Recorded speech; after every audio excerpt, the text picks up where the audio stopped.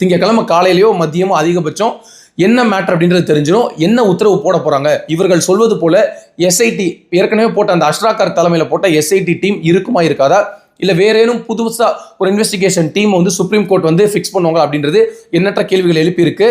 இதுல எல்லாருக்குமே ஒரு மன வருத்தம் என்னன்னா, நீதிமன்றம்ன்றது மக்கள் மன்றத்துக்கு சமமான ஒரு விஷயம்.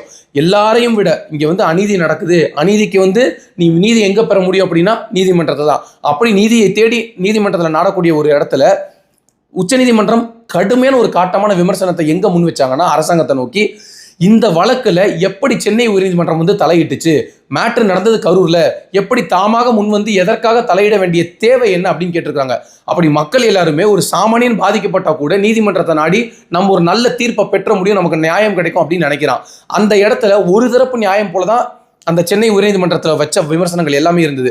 நீதிமன்றத்தையோ நீதிபதியோ விமர்சனம் பண்றதுக்கு இங்க யாருக்குமே அதிகாரம் கிடையாது, அதில் எந்த விதமான மாற்று கருத்தும் இல்லை. ஆனால் ஒரு சில விஷயங்கள் ஒரு தரப்பா இருக்கோ அப்படின்னு எல்லாரையும் யோசிக்க வச்சிருக்கல. அப்படி இருந்த கேள்விகளை தான் உச்சநீதிமன்றமே கேள்வி எழுப்பியிருக்கிறாங்க.